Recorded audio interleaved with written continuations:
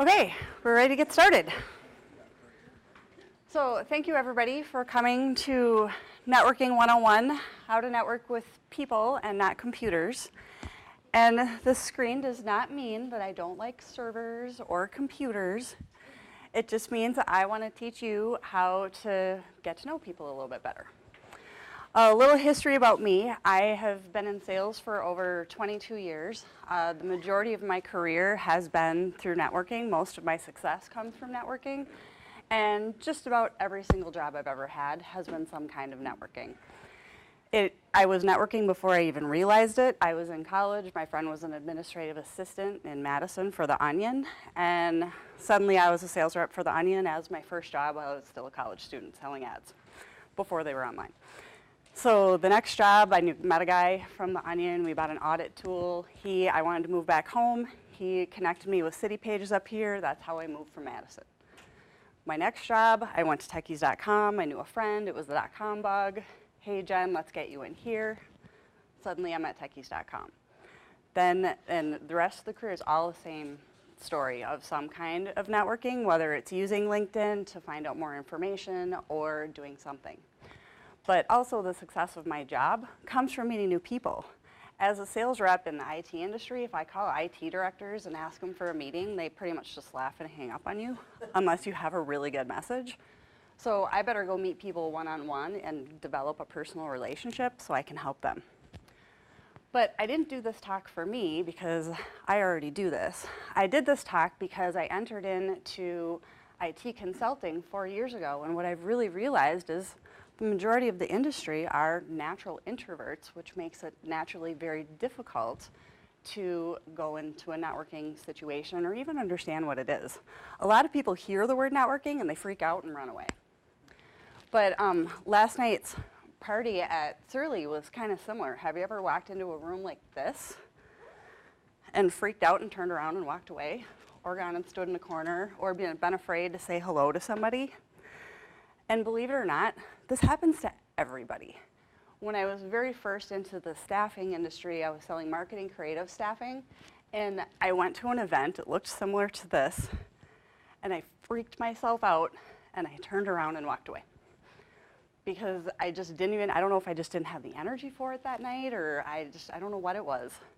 But the next one, I thought, okay, you can do this. Go in, you'll figure it out. Well, really, what I learned is it's actually not that scary. If you do a few things and you build your network and you do a number, it's just little tips and tricks. It's not that scary. But the number one thing you have to think about is why are you going to network? The reasons why I network are completely different than probably everybody else in the room. It's probably everybody has their own reason for networking. So I've never met you, Andrew, but why do you want to network? I want to network to find a job. Perfect. So Michael, why do you want to network? So a lot of different reasons. I'm involved in a lot of different industries, so just getting to know more people and eventually getting career opportunities or other types of opportunities. Can I help them or can they help me? Perfect. Exactly.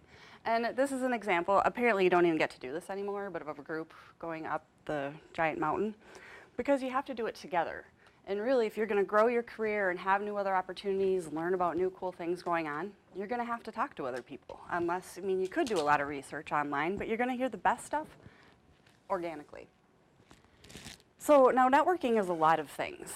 And I'm going to tell you one of my own personal stories. I'd like you to actually think about how you could use this type of a story in your own situation. And this actually just happened to me. So a month ago, I had coffee with one of my old coworkers. We worked together at the last job. I was sales, she was a recruiter. And things ended there for both of us, and it was fine. We're still friends. We liked each other, and we get together about 6 months, once a year, no big deal.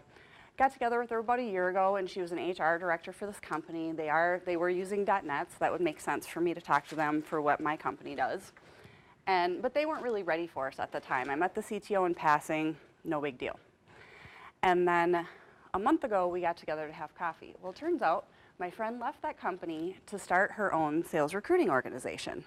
And I'm really excited for her. She's really good at it. She'll be fantastic. She's already got some things working. It's great. Well, then she tells me that the company she just left, they are doing a really huge transfer from Delphi to .NET. Well, that's perfect timing for us. We have a team that can do that. Great. I call them up, have a meeting. We're actually now in the final stages of earning this project. I'm not going to talk about it too much because I might jinx it. But using that relationship was, okay, she helped me. Well, the following Monday, I had lunch with one of my old coworkers from my current company. He's now recruiting salespeople all across the country. Well, guess what? My friend Anna is really good at that, and she just started a company. They met this week, and she is already presenting him candidates. So this is a nice little triangle of I helped them, they helped me, and really everybody wins, everybody feels good.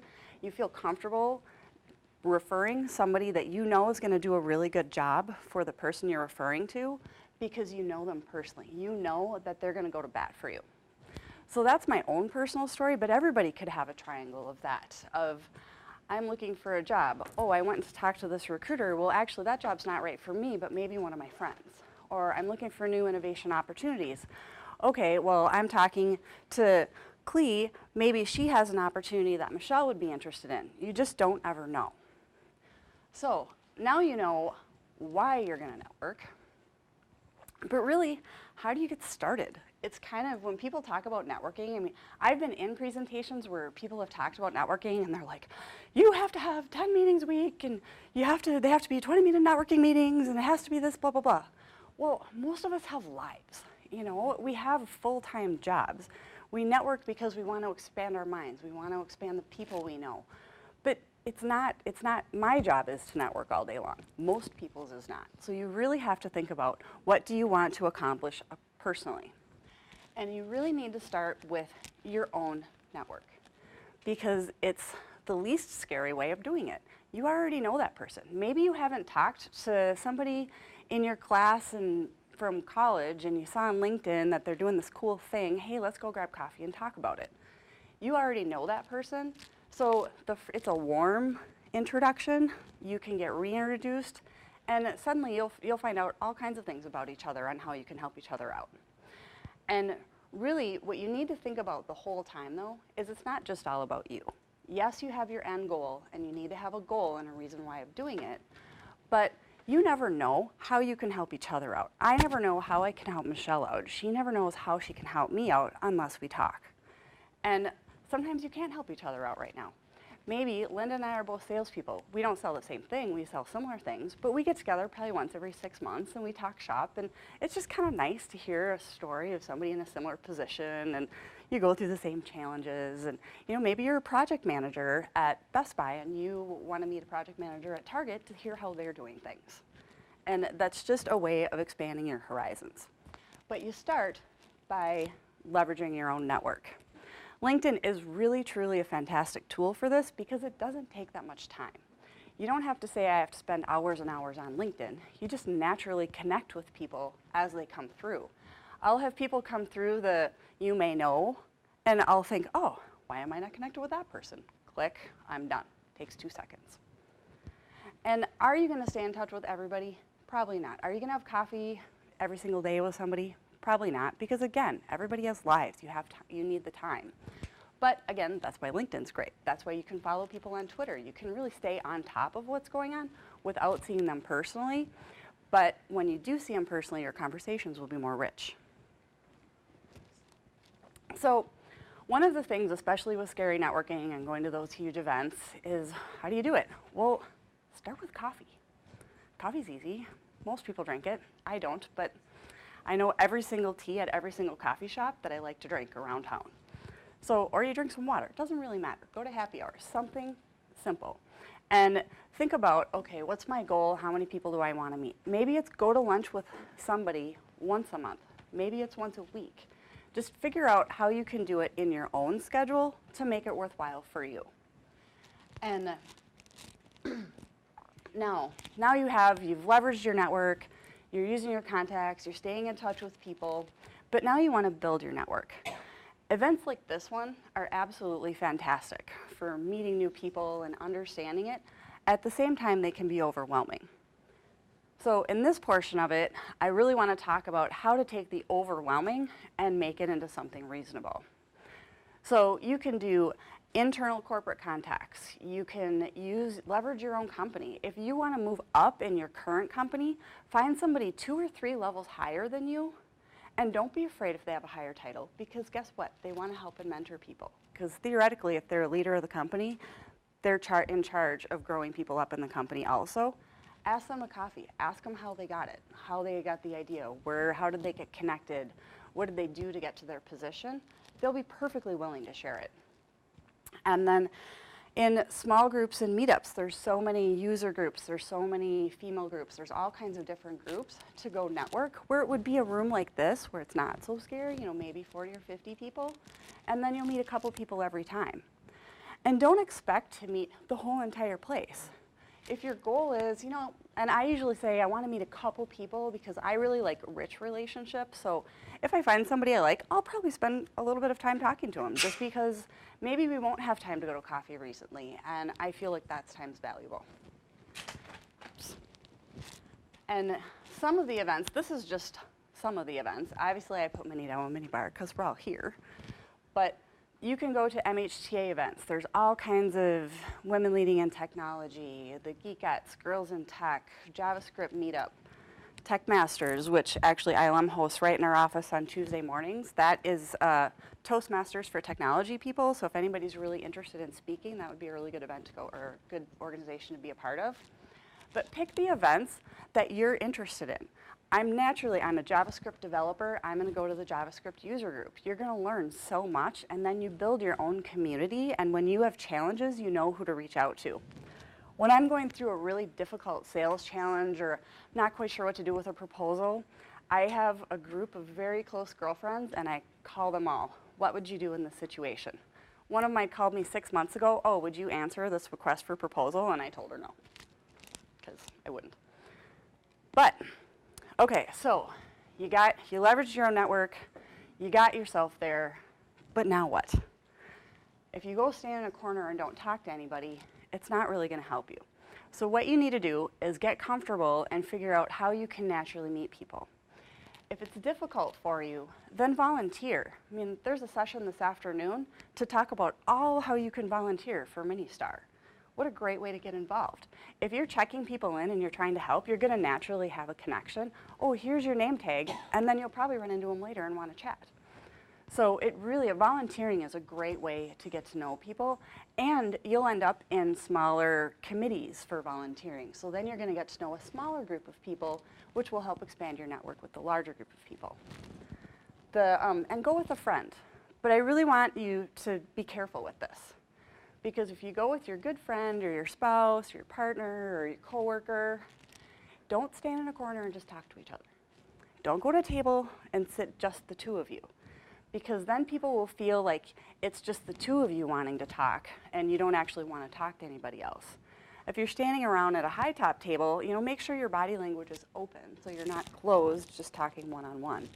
And then you'll have a better success of actually meeting people. And making eye contact is key. So I was at Women Leading in Technology this last time, and I was there with my coworker, and it was just the two of us. So we went up, got a drink, and stood there. But we made sure to, be open so we could talk to people. A woman came in, and she looked at me, so I gave her eye contact and smiled. And then we went about our business talking. She went to the drink line, came back.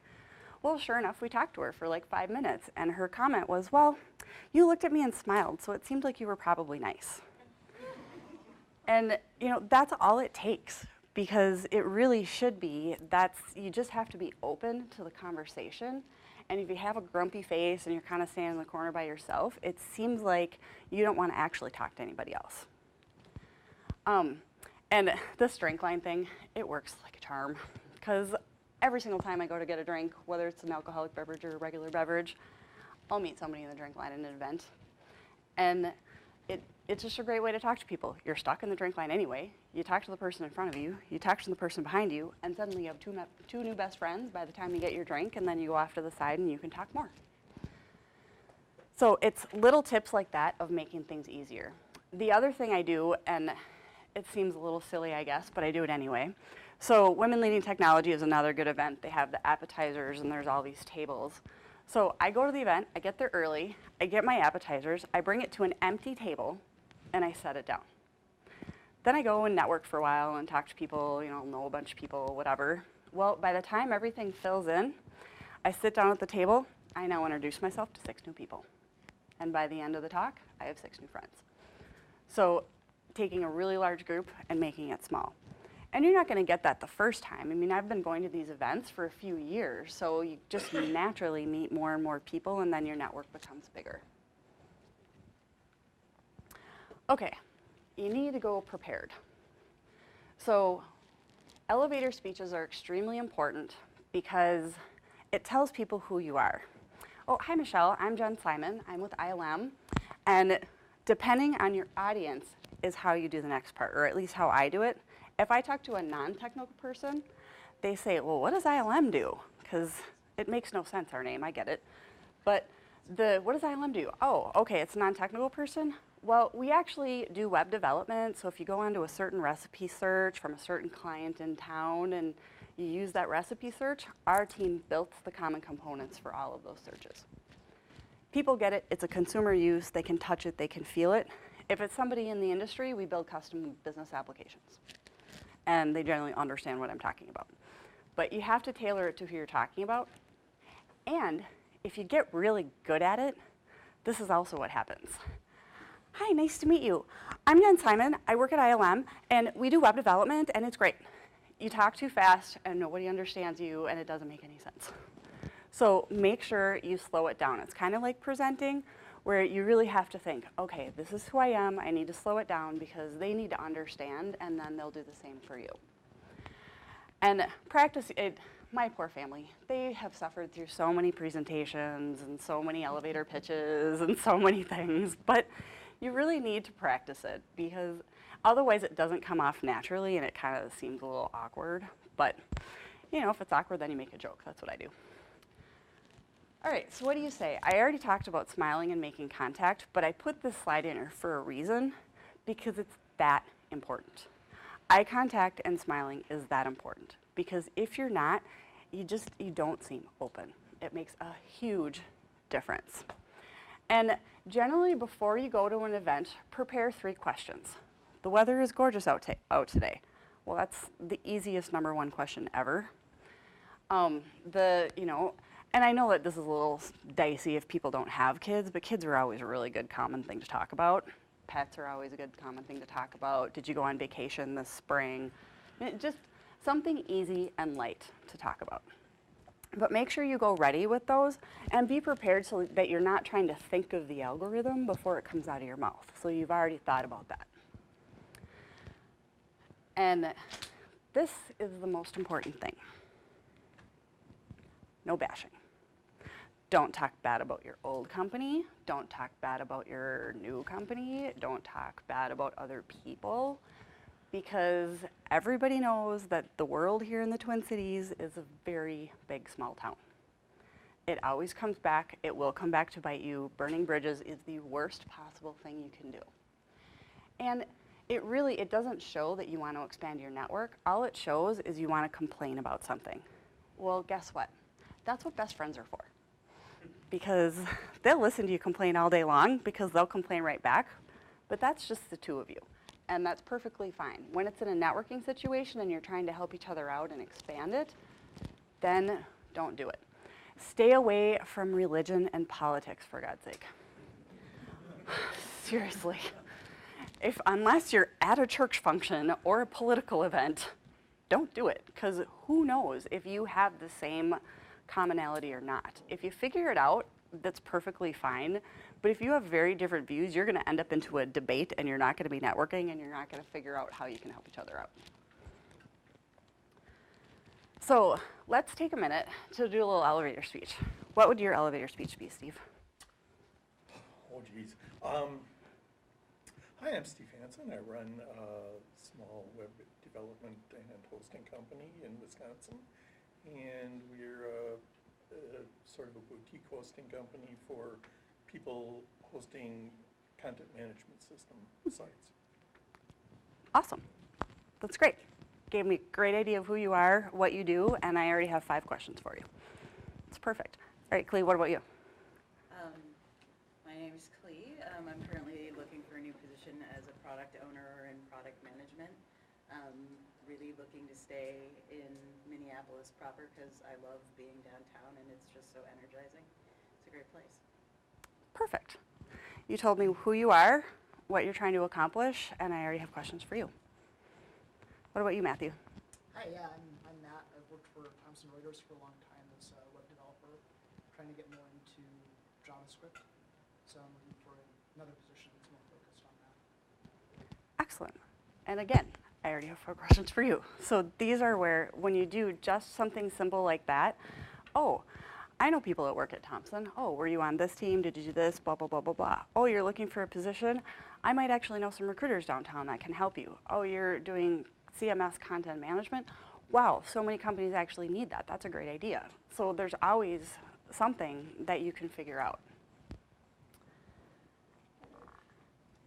All right, what to take away? The number one thing is to not overwhelm yourself.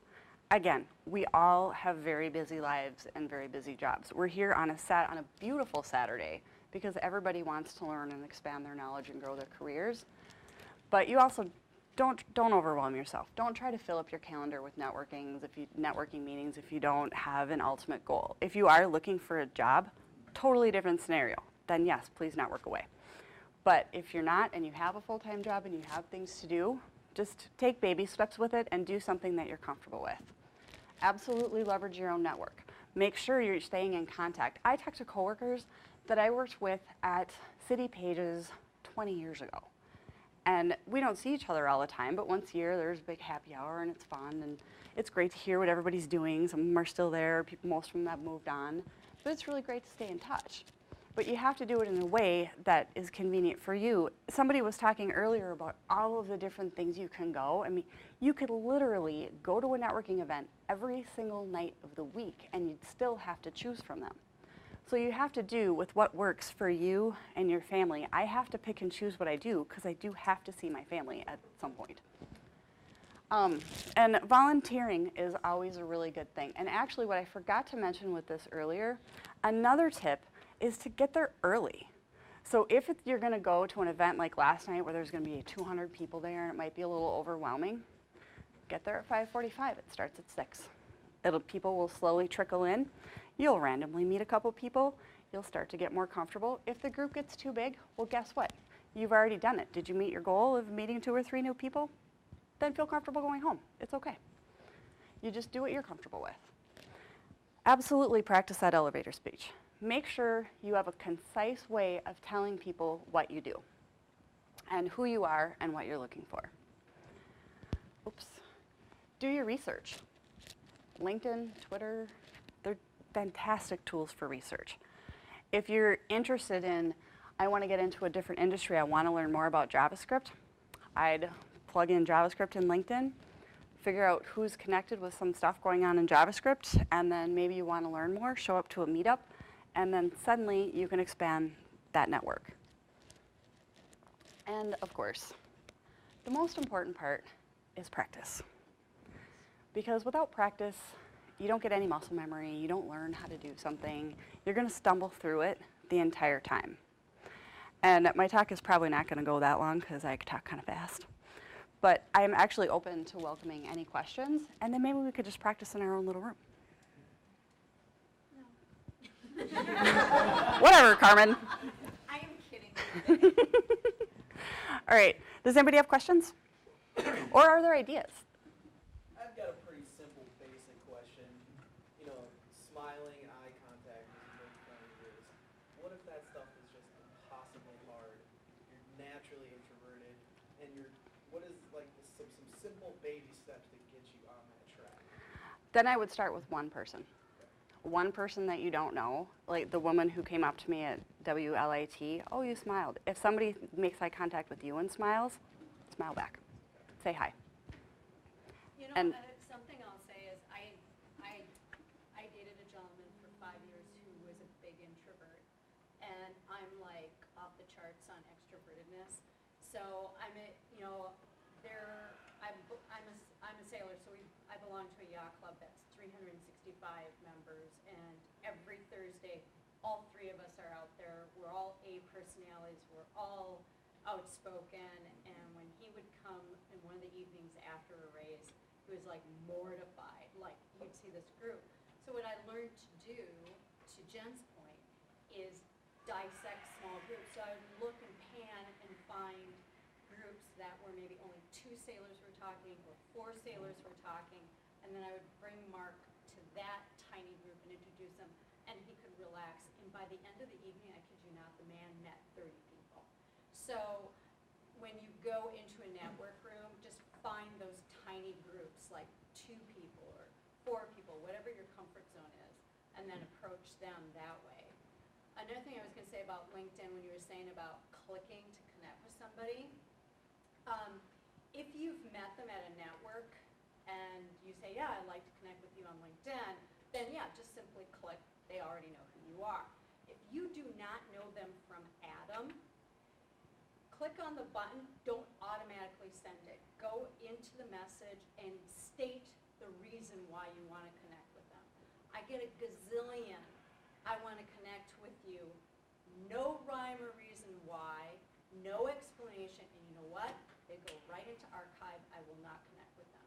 So my advice to you is if you're going to do that and you don't know them from Adam, state your purpose, state your interests. I'd like a few minutes to chat with you about XYZ. I understand this is your background. Please let me know when is a good time for us to chat.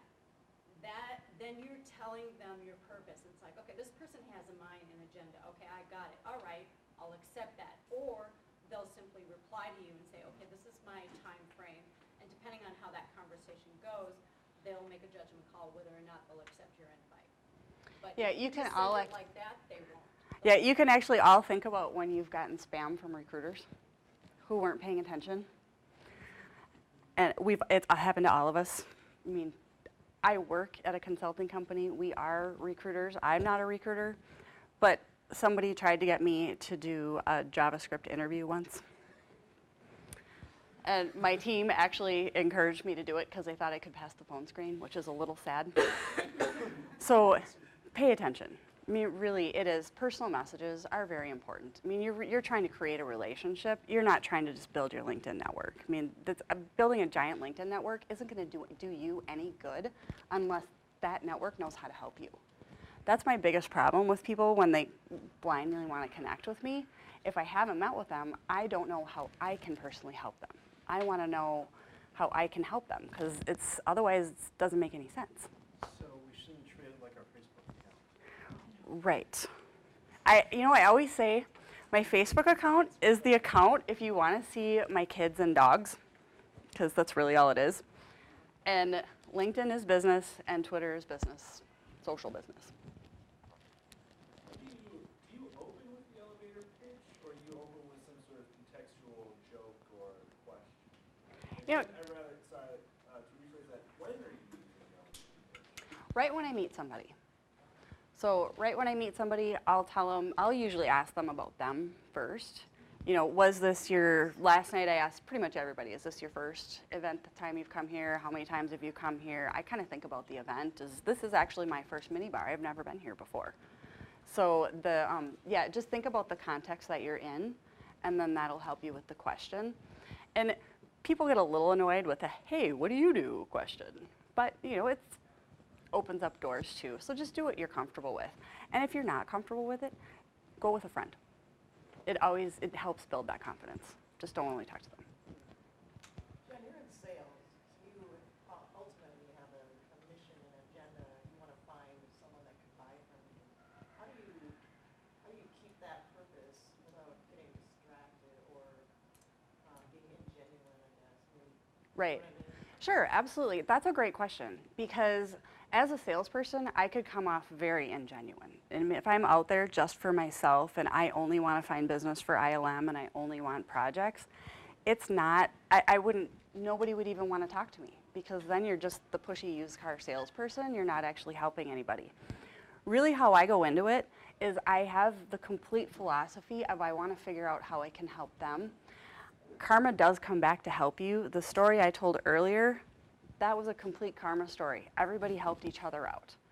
So, and sometimes I can't help somebody. Sometimes, you know, somebody's looking for a position that I just plain don't know anybody, but if they want advice on interviewing or they want help with their resume or they want something like that, I'll help them in any way. I actually was talking to another friend a couple weeks ago. She's a prolific networker also.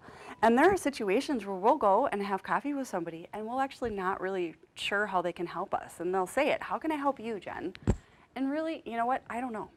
Maybe in 6 months you'll know somebody who has a project, who needs something, and I hope that you'll think of me and call me. And really, I just pay it forward that way because you have to go into it actually selfless. Because realistically, I always think I can help. I can generally connect somebody with somebody to help them do something. But people don't have that same network I do, so they're not going to be able to help me all the time. But also, if I need something, I'm going to reach out to you and ask a question.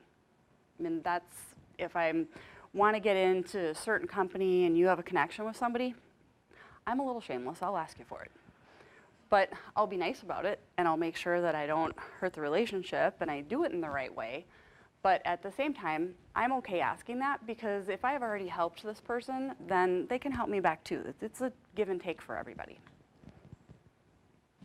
How do you say, for example, what advice would you have for a person, say you want to move to another location, say New York or someplace, but you don't know anybody at all in New York who's related to your field?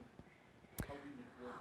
Okay, so what I would do with that is use LinkedIn and find some companies that you would be interested in and connect with recruiters. Because if you're looking at moving to New York, you're going to have a recruiter help you, unless you have your own network there. If you already know people there, start with them too, but use the recruiters also. And then find the organizations like Ministar and the user groups. And if you're out there, start going to those. So, but again, build it in a small way. So, but you know what? Recruiters are around for a reason. Everybody makes fun of them, and they're kind of annoying and whatever. We have them in my company too, and so are salespeople. But they're very useful because they know tons of people. They know what's going on. They stay in touch with the industry, and moving to another city, the best resource is a good recruiter. How much do you follow up with the people you meet on the meetup groups? How much do you follow up? So what I do is oh, sure. He wants to know how I follow up from user groups. So what I do is I try to get people's business cards or I write people's names down. I set aside time the next morning for 15 minutes and I go into LinkedIn and I connect with everybody. And for the people where I think we should have a follow-up conversation, I will send them a separate in-mail and ask them to coffee. So, but if I go to an event, I always set aside that 15 minutes to go through those cards. If I don't, the cards get left on my desk and I find them 2 months later. And that happens. I come from the complete other extreme. You can tell from my hair color that I preceded LinkedIn and all those things. And Oh, I thought network you to me frosted it. is a whole new game. I never networked in my life. Did you work at the same company for a lot of years? And, okay, So people came back and said, that what you are doing is networking. I just didn't know it. right. And I've walked into environments, one of the things is I am better at doing what I do than anybody on the planet. And that's something that's been part of me all the time. If I don't know how to do something, I'm usually interested in learning. I won't be the best at that, but that won't be what I do. That has gotten the network because then I will go want to help other people because I can help you do this. Or we together can discover it because I know a little, you know a little. But it's never been networking. Yes, because people just didn't use, yeah. Yeah, the people just didn't use a term. Yep. Yeah, they say, well, have you thought of working over here? No. Well, I know a guy over here. Yep, that you that's could talk to. networking. Well, Yep. I don't want to go there. Well, I'll talk to him. And he came to me. Right. This has always been the way It's natural, been yeah. for me, that it's never, I've never tried to use people to network because I didn't even understand the word. Right. Well, and it came naturally. You were very good at what you did, so people wanted to talk to you. But that actually makes a really good point, that being a mentee or a mentor is a great way to do that. Because every time I love to do sales coaching, it's really fun for me.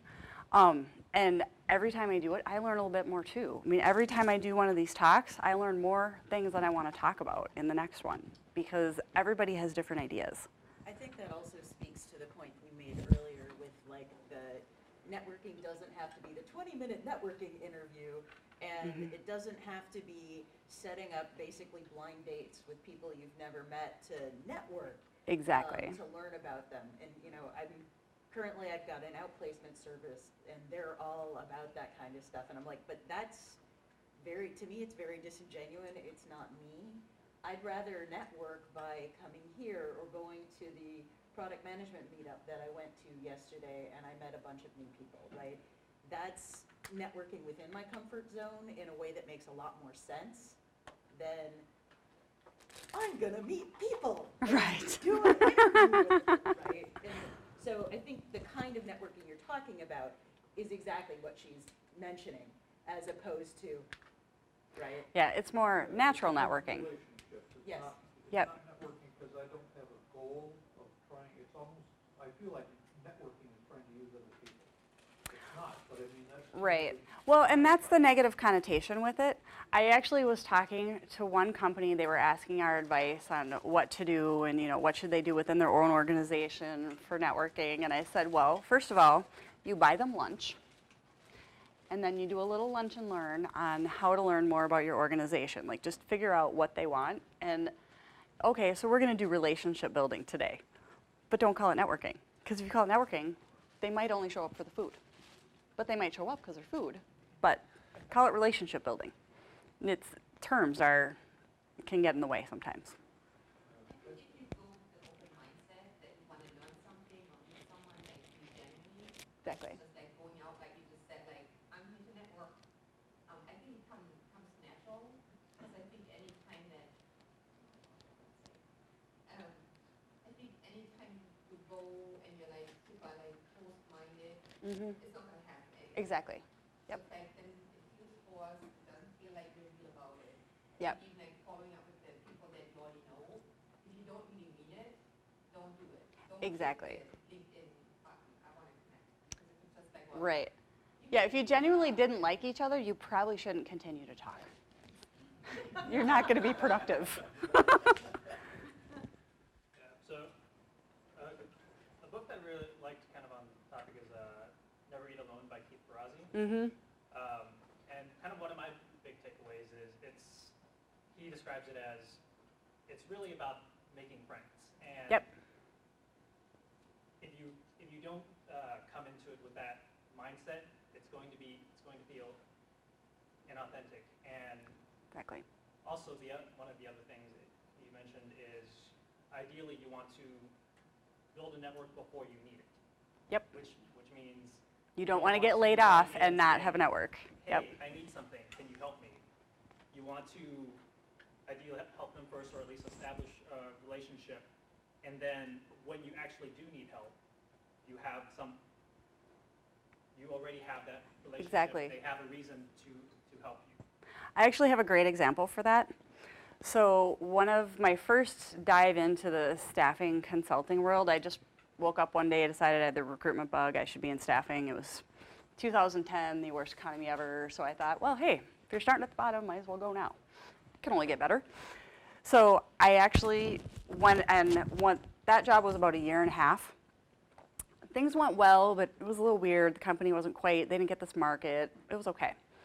So they shut the office down. I got laid off for the first time in my career as a salesperson. Really weird. So what am I going to do? I took a LinkedIn message. I sent it to 23 people that I knew were hiring managers, influencers. They're some kind of, they could help me in some way. All the recruiters I known, really people that we're a pretty close network.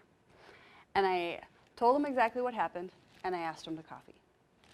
So the following morning, one of my good friends who I went to high school with, I went to college with, we've had oddly similar careers, but we still did different stuff. He was at lunch, or at breakfast, with the recruiter from ILM. And the recruiter from ILM was trying to talk Phil into joining ILM. And the entire meeting, Phil said, you know, you really shouldn't be talking to me. You should really be talking to my friend Jen Simon. Seriously, you really got to be talking to Jen Simon. And he was like, oh, okay. Well, Phil left that breakfast, looked at his phone, saw the LinkedIn message, and was like, holy crap. Turned around, went back in, and said, she's available. I had my job at ILM 2 weeks later. That's why you keep a close network. And that's why you know when you're in a situation, you can send something like that out. Everybody will help you. I mean, really, for anybody going through those layoffs, there's more help right now. It's almost overwhelming, I would think. But Jen, my name's Greg. I'm a cyber specialist. I was wondering if you'd like to have lunch on Monday, say 11:30, Tavern on France. done. It's already on the calendar. All right, any other questions? Well, one part of that thing is I am about as introverted as they come. You put me in a room to describe, the wall is not far enough away. I will do everything I can to make that room bigger. But what I will do is, part of what you said, I will find somebody I want to talk to, hopefully somebody I know. What has happened to me is, in the conversation, someone else joins the conversation because there were words that we spoke that interested them. Mm-hmm. In one case, that person caused me to get a job offer. I listened to the offer and said, I'm not really interested in that because this is what I am. And that turned, the guy said, I know somebody that's working for somebody just like you. Exactly. And So you've been doing it your whole life and you didn't even know it. yeah, but it never would be. Right, but that's exactly my point. It doesn't have to be big. Don't get freaked out about the word. Right? Exactly. Like, just Yep. stay in touch with people you know and trust. Exactly. And build a trusted network and be genuine about it. I mean, if you're really there for your own sad personal reasons, then it's not worth it. Good. Any other questions? Great. Well, thank you, everybody.